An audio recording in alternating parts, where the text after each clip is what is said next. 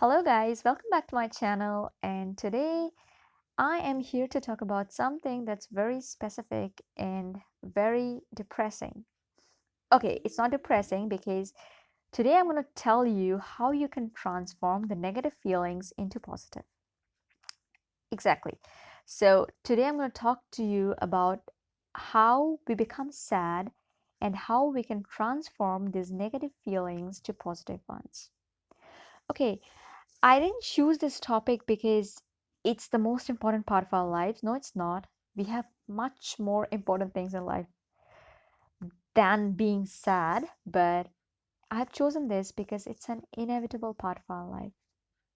Yes, I know a lot of you down there are struggling right at the moment, and you need to listen to me not because it's going to take your pain away or it's not a magic that it's going to happen in one day or in one go, but I really hope that it's going to help you a lot so that you can just feel better, just be better in your personal lives. The reason why I'm here today is because of Missy. You can see Missy on the picture. He was my cat, and after he died, I literally went numb and paralyzed for at least a week. I didn't do my job. I didn't go to the university. I didn't study. I didn't eat. I didn't want to talk to anyone. And all my senses, cognition, perception, everything went numb. I didn't know what to do because there was nothing I actually wanted to do. And it's this moment when I realized that it's been like the worst I've ever felt about anything. And I should talk about this. I started learning about this and I started experimenting. I started it because that's not the only time I felt sad. I felt sad after that, but I really experimented with myself, and here are some results I want to share with you.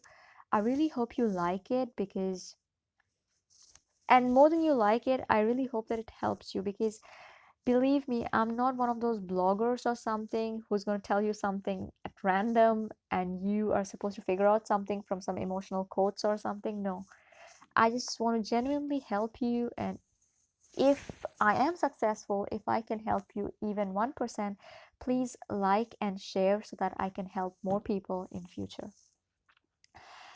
Okay, today I'm going to talk about my 5 rules or 5 experiments, the easy ones that I've done with myself while I was sad. This is very general. It doesn't concern anything like not achieving your goals or somebody's death or losing somebody. No, it's not like that. In future, I do want to make some videos where I can actually put my face on and talk to you about breakups, not achieving something, losing somebody, or some specific topic because I've been learning them and I've been experimenting on them.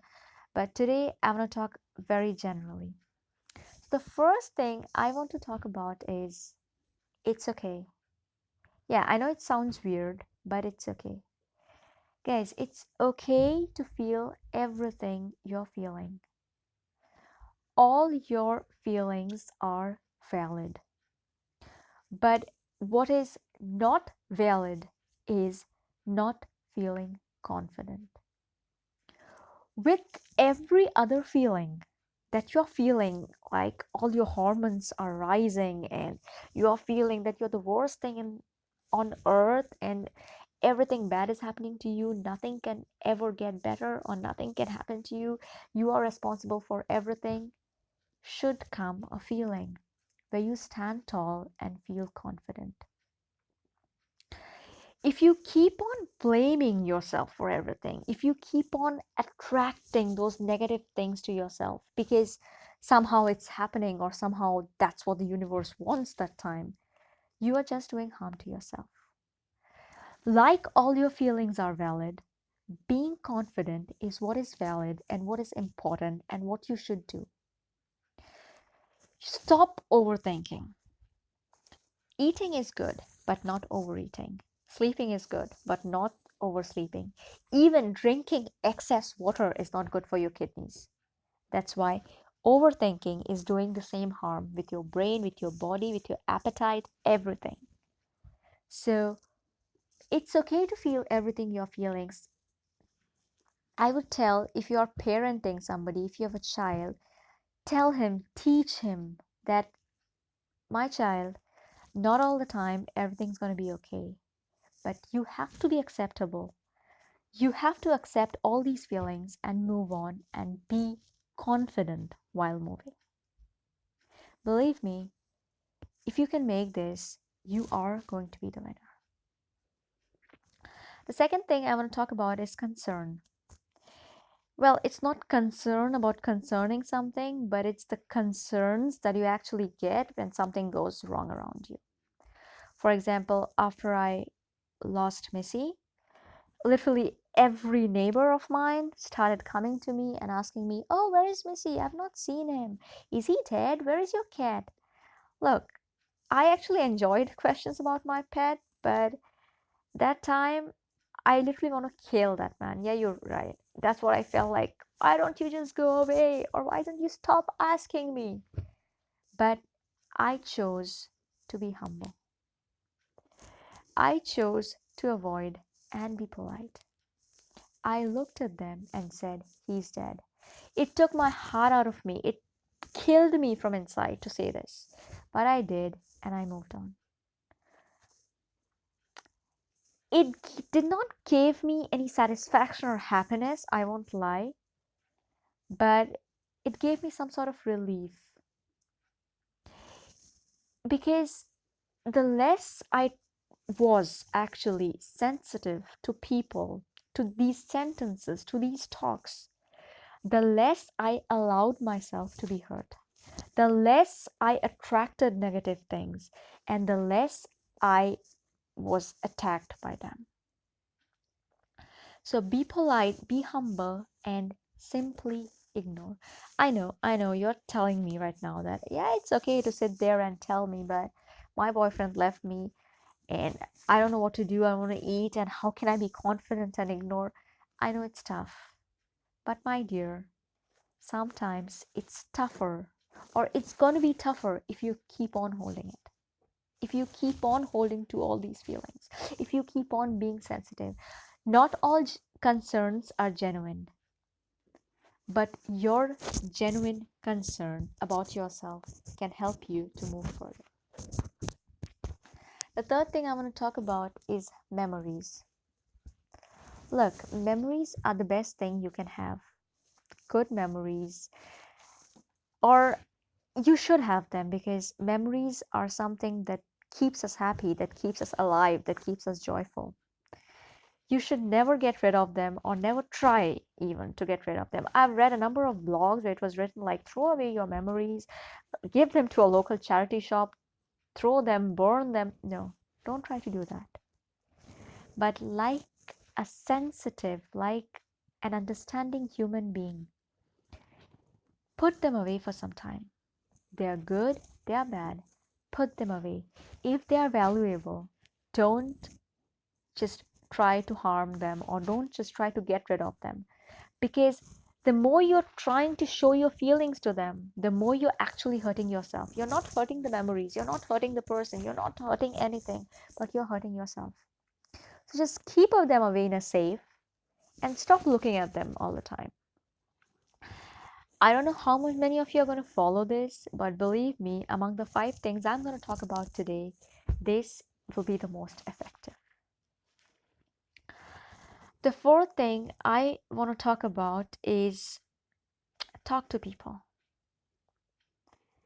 I know you don't want to talk to people, you don't want to hear anything, or sometimes it so happens that you want to talk to somebody and that somebody doesn't want to talk to you because he or she doesn't care. And sometimes you want to talk to the person who is the reason of your misery. No, what I want to tell you today is talk to yourself. Sit down, close your eyes, open your eyes, and tell yourself what is your problem. Tell yourself what is wrong with you. Tell yourself what you're feeling. Talk to yourself loud and clear so that you understand what's wrong with you. Because most of the times when we are haunted by these thoughts, by these problems. We don't even understand what's happening to us. We are so confused. We become some kind of a control freak, and we start imagining things randomly here to there. No, sit down quietly. If you even can't memorize or can't sum up everything, just write them, jot them down, and talk to yourself. Okay, problem number one, he left me. Problem number two, I lost my pet. Now, think you are Mr. Richard and not yourself. So, if this was Mr. Richard's problem, what would have you advised him? What would have you done? What would you have made him feel better or something?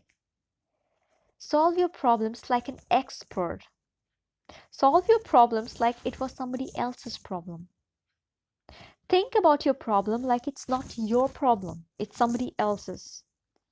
The more you do that, the more confident you'll become, the more relaxed, and this numbness in your body will go away.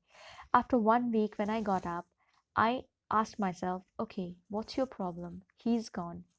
And I tried to explain myself why he's gone. He was actually suffering because I tried to explain myself, would you like him suffering? No. Would you like him not well? No. Then what else would you want? So the obvious answer to myself was you would want him to go away because you could not help him. You wanted him to go away. That's what has happened. Then what are you exactly upset about? The more you do this, you feel more relaxed, more soothing, and you become more understanding or more acceptable, or you start understanding what has happened for good, and it's okay. And the last but not the least, this is not all of you are going to do because it's not pocket friendly all the time. It's not because if you're under 16 or something and your parents do not allow you to do this, you can't. But I'll give you some options as well. Take a break, go on a holiday, take a holiday. Okay, not from yourself.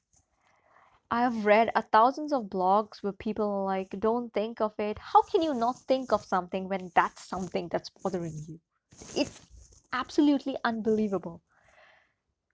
Don't ever try to run away from your feelings. You can never do that.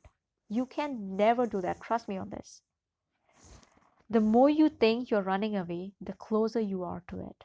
And the more it's going to haunt you every day.